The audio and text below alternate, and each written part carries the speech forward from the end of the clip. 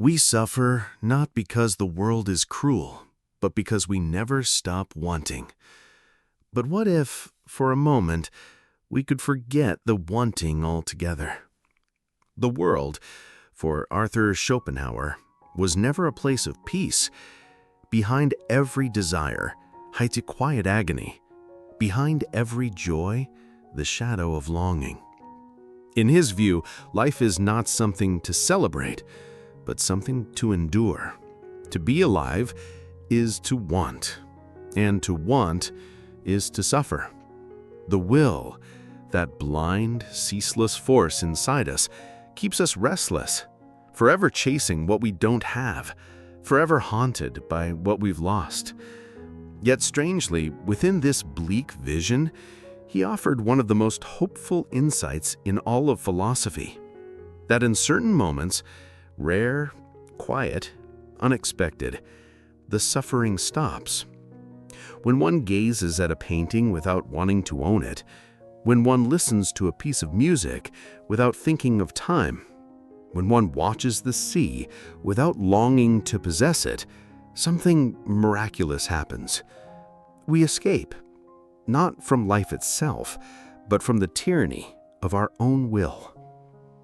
In this video, we explore how Schopenhauer saw beauty not as decoration, but as a form of salvation, a brief suspension of pain, a silent window into a world untouched by craving. If this kind of reflective content speaks to you, consider subscribing and joining us in the quiet rebellion of thinking deeply in a world that often avoids it.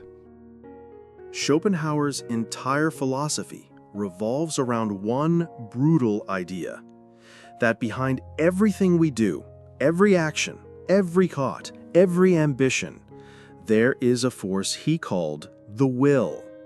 Not a rational will, not a moral one, but a blind, unconscious drive to survive, to possess, to become. This will is not unique to humans. It lives in animals, in nature, even in inanimate matter.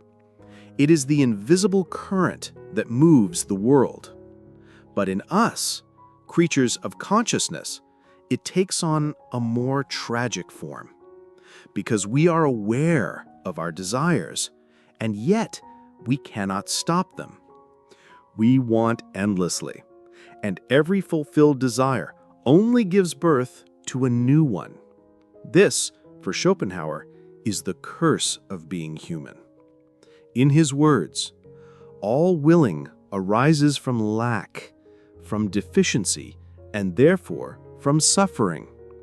The satisfaction of a wish ends it, but for one wish that is satisfied, there remain at least 10 which are denied.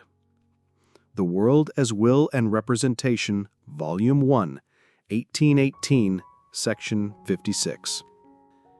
So long as we live under the spell of the will, we suffer, we chase, we crave, and we never truly arrive. Question: what if suffering is not a sign of something wrong, but a sign that we are still alive? In the midst of this endless suffering, this cycle of desire, disappointment, and new desire, Schopenhauer offered a surprising possibility. We can't escape the will permanently, but we can silence it. Not through pleasure, not through achievement, but through aesthetic contemplation. When we stand before something truly beautiful, a landscape, a painting, a symphony, and we lose ourselves in it completely, something changes. We stop wanting. We stop thinking about ourselves. We forget time, goals, even pain. And for a moment, the will, that restless tyrant inside us, becomes silent. Schopenhauer describes this moment as the pure, will-less, painless, timeless subject of knowledge.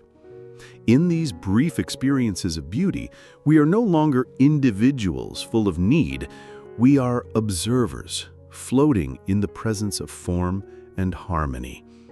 We see the world not in terms of use or control, but simply as it is, and that is enough. He believed this is why we are drawn to art, not to be entertained, but to be freed, to be lifted, however briefly, above ourselves. Have ever been so moved by a piece of music or a painting that for a moment you forgot who you were? Among all the forms of beauty, Schopenhauer reserved a special reverence for one: music. Painting, sculpture, poetry, all of them represent the world indirectly. They reflect ideas, forms, objects. But music, he argued, does something far deeper. It speaks the language of the will itself. Music does not imitate appearances. It bypasses the surface and resonates directly with our inner reality, with the currents of longing, sorrow, triumph, despair. It is not about something, it is something. As Schopenhauer wrote, music is as immediate an objectification and copy of the whole will as the world itself is. He believed music doesn't just represent emotions, it embodies them.